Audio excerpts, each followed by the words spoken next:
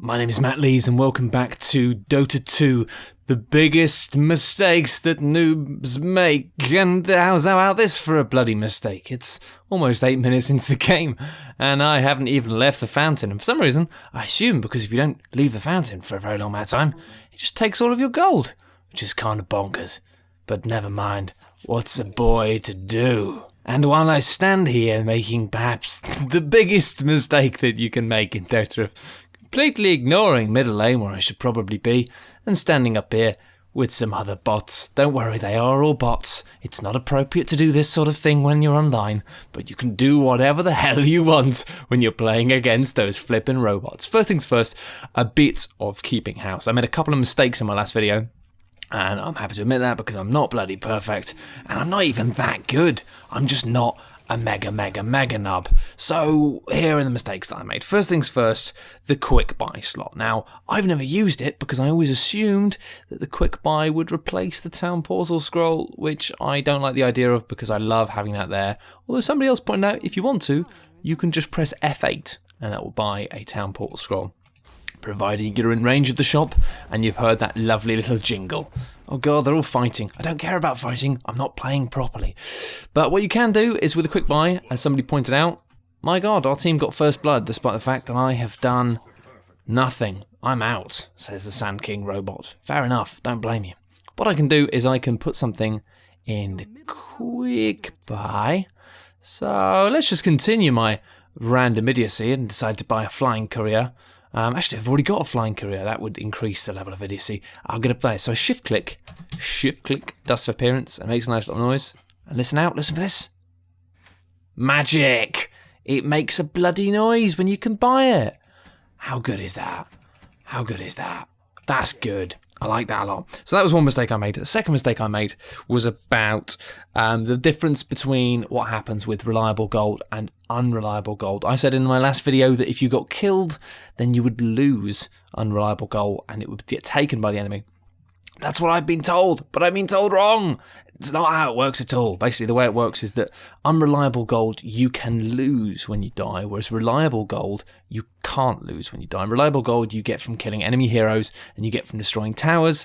Unreliable gold you just get from killing creeps or just generally accruing them over time. So you will always spend your unreliable gold first. So what I was talking about last week of making sure that you spend your money before you die is still important, but you can keep an eye on how much reliable gold you've got if you want, because that gold you can never lose, but you'll always spend the unreliable stuff first. That's slightly different. Fair enough. Final mistake I made was I thought that strength gave you 10 HP, but a bit of strength, but actually it's 19, and you can find out the effects of your stats by doing all this and going, oh, but 19 is considerably higher than 10, so I just thought it was worth a mention. Anyway, that's keeping house. Let's get on with the show to the biggest mistake that nubs make, number 9. Noob mistake number 9 is abusing the courier. Now, this is a funny one for lots of reasons. There are so many ways that you can abuse the courier. Look at me, level 1 against bloody level question mark. I don't know even what. This is what happens when you leave your PC running in the background. Everything goes wrong. Oh no. But the biggest mistake you can make is abusing the courier. It's really one of the easiest ways to really naff off your teammates. And abusing the courier you can do in lots of ways. For instance, if you call the courier within the first couple of minutes of the game just because you want something like more tangos or an iron branch, if you're in the top lane or you're in the bottom lane and you start calling the courier, you're going to naff off your teammates because generally speaking, the guy in mid, or sometimes if somebody's soloing a lane on their own, they're going to need the courier within the first kind of 2 or 3 minutes of the game. That's important. So you've got to make sure that if you do need to take up something, check in the chat. Just, press enter, go, is it okay if I take courier? And somebody will probably go, no, which is fair enough. Yeah, so don't do that. The second thing to bear in mind is obviously when you do call the courier, you press the donkey button. But I've got no items to be delivered, so let's buy some shoes. Which is a dumb thing to get the courier to deliver anyway, because you can buy at the side shops. But if you're in mid, guess it's okay. Anyway, the courier's coming, so I've pressed the donkey button, and now the second thing I can do is I can press the speedy donkey button. look at that. 4. Dun dun dun dun dun dun dun dun dun dun dun. It's usually worth doing that because it cools down every kind of 30-40 seconds anyway, which means why not press the speedy donkey button?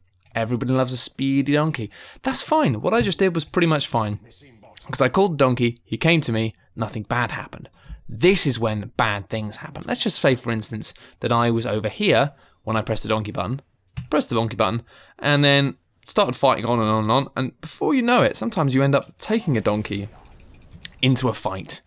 And you don't want to do that, because if you take a donkey into a fight, the donkey will get killed. And when the donkey gets killed, the other team get loads of money. Like loads of money. I think it's like the person who kills it gets 175 and the rest of the team all get 150 each. That's a lot of money. You're just giving them loads of money. So don't do that. So be careful with the courier. Do not get the courier killed. And it's simple. Just remember when you've pressed it. If you've pressed the donkey button and then stuff kicks off, either remember quickly just to click on this button here because that will control the donkey. You can just click on that to control it, and then click on that bottom of the minimap just to send him home, or alternatively, just move back to an area that's safer. Or if you're across the river up here fighting, and you can see the donkey coming up towards you, then just retreat back. So let's say we're up here. Just retreat back to meet the donkey, say about here, and then you can go back into the fight and get it on, because it's not worth risking losing him. And a lot of the time, something you see new players doing is, in top lane especially, if you're on this side, if you're on the Radiant side, they'll be up here, they'll destroy a tower, and then they'll make the money and they'll press the donkey button, they'll get their goodies coming to them. But then by the time the donkey's getting to them, especially if it hasn't been upgraded, the donkey's like walking up here. And then, of course, you get into trouble with some enemy heroes, and suddenly, the donkey is dead! And the donkey dying is so bad because not only do you give them loads of money, but you can't even buy a new donkey for ages. And anything that was on the donkey cannot be retrieved until you can bring the donkey back to life. Oh my god, somebody call the bloody NSPCA. I love this team, look at them, they're absolutely nailing them, and I'm not doing anything at all because I'm talking. Donkeys. Don't kill donkeys. Please don't kill donkeys.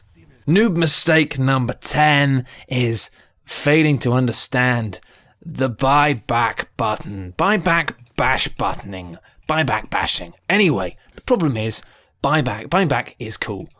Why is buying back cool? Because it means that you can instantly come back into the fight despite the fact that you're dead. But there are times that you do this and times that you don't.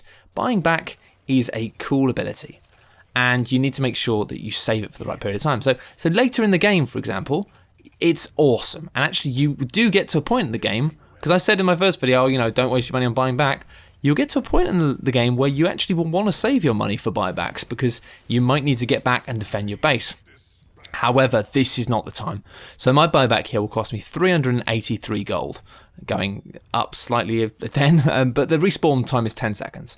So basically I can choose to do that. Bosh. And I'm like, yeah, screw you, I'm back in the game. I just spent a bit of money to get back in the game. Don't do that, because I've just spent like quite a lot of money to come back to save me 15 seconds. Not worth it. And then your buyback time is then locked, which is I can't buy back for about, no, it doesn't say that. I can't buy back for probably a couple of minutes, depends, but it's kind of dumb. Later in the game, if maybe the enemy are all storming down here and you're going to get absolutely nailed unless somebody can come back and defend, then it's worth to buy back. So usually towards the end of the game, don't go buying items willy-nilly, and it might be worth saving for a buyback just to make sure that if things really kick off, you can just get back into the fight and turn things around. But in the early stages of the game, do not do it. I was playing a game the other day, and the Spirit Breaker on top lane was kind of outlaning us a little bit. It was about neck and neck. And then we killed him, and because he was angry, he rage bought back. And at that stage in the game, it must have cost him about 500 gold. And it was 500 gold. It basically spent all of the money that he gained from killing us. And then because of that, we leveled the playing field and we won the lane. So yeah, resist the temptation to rage buyback. It's not worth it. Save your buyback for a special occasion. Save it for the end of the game. Newbie mistake number 11 is weird warding. Weird warding.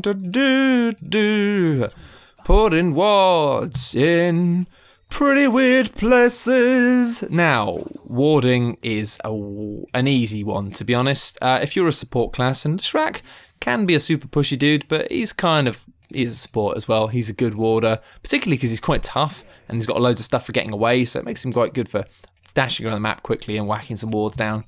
And a lot of people get warding a bit wrong, and I've been guilty of this in the past. Sometimes I've been playing Dota while I was drunk, don't tell anybody, and I've put wards in weird places, and people go, what the hell are you doing? Oh, don't... Alright, fine. That's the bot doing warding properly. If you want to do warding properly, there's actually a couple of easy ways to do it. First of all, you've got these eye symbols. You've got one here. And you've also got this big fight down here. I'm ignoring that. And you've also got an eye symbol here. Now, if you whack the wards either there or there, that's not bad. That's not terrible. Because you know what? You get decent vision of stuff. With that one, you've got a vision of, if they want to go into Roshan, you'll see it. And you've also got vision of the river. And you've got vision of here. And up here, you've got vision of the river on both sides. And here. And obviously, you've got vision of these spots here. And here. The little glowy spots where the runes spawn. Lovely, lovely, lovely.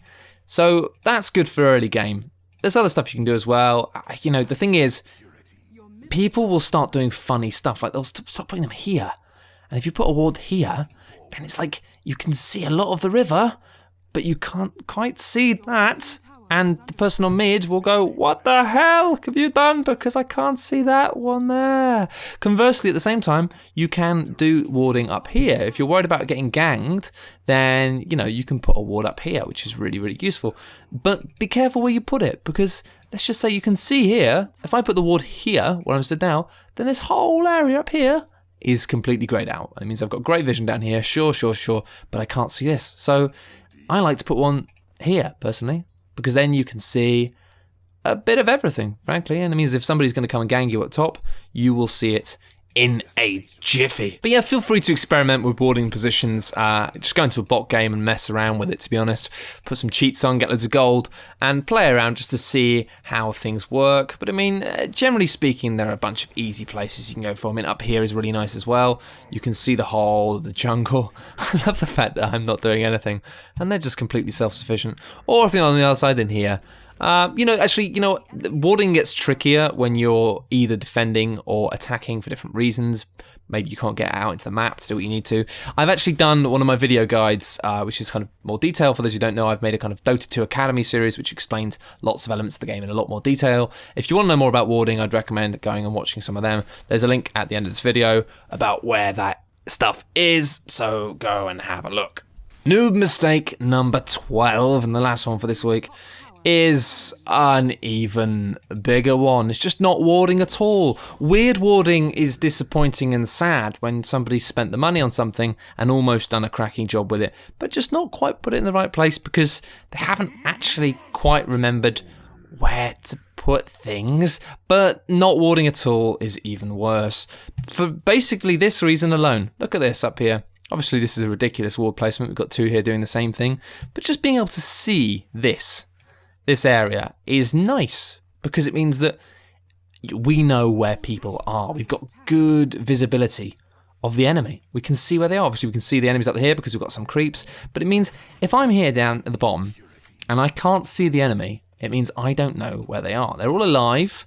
They're only alive recently, so to be honest, it might be that they're just going to come back in a minute and cause me some trouble, but I'm at risk now. I'm at risk because I'm here. Obviously, within the context of this game, I'm massively underleveled, trying to get a bit of catch-up gold. I can see 3 of the enemies here, 1 up there. So that's kind of good, 4 of the enemies, so I know I'm safe. As long as I can see 4, as long as I can see 5 X's, I know that there's nobody coming for me. I am safe as anything, but more often than not, you won't be able to when you're playing against humans. You won't know where people are, and that's why wards are so important. Just 1 ward here, and I can see, oh, I can see the rune, I can see all this area of the jungle, and it means if somebody's coming at me, I'll probably see them. Just keep doing it. Wards are the most important thing. And you know what? Sometimes you'll be playing with a support who's rubbish, and they'll go, I don't want to buy the wards. If people aren't warding, even if they should be, ask them to, but if they're not warding, and you need wards, and you always need wards, just buy them yourself, because honestly, the money you'll save through not dying will completely outweigh the money it costs to use them. So that is the biggest mistake that a lot of Noobs players make. Not buying wards. We used to lose games all the time when I played with my friend. We used to lose all the time. And we couldn't work out why. And you know what? As soon as we got into the habit of having a support who always wards and wards efficiently, you just win. Because you can see where people are. You have a vision of how the battle's going to go out before it even happens. Because you don't have that situation where you run in chasing one guy and run into 5 people that you didn't know were there. Because you always have a much better idea of where everyone is. So that's one of the biggest mistakes so far. Not using wards. Use them. They're cheap. 150 gold. Just bloody buy them whenever you can. But remember also to use them, because if you buy them from the shop and then don't use them and leave them in your stash or inventory, then it means people will not be able to buy any more. So get them and use them. It's no good buying them and not using them. In many regards, that's worse, because other people will go, why can't I buy any wards? And you'll be like, oh, I'm sorry, it's because I got them all in my pocket. So yeah, don't do that. Anyway, this is the end of this week's kind of Dota Noobs guide. If you've enjoyed it, then do subscribe, because I'll be putting up a new one every Wednesday. And if you missed episode 1 and 2, go and watch them now as well. Immediately, post haste, etc. Please don't smash me into pieces, Tiny. I'm running away. Goodbye. And also, if you want to go into a lot more detail with some of this stuff, then I do have the Dota 2 Academy vids, which you can watch at your leisure. If you have enjoyed it, thank you very much. And I'll see you next time. Bye!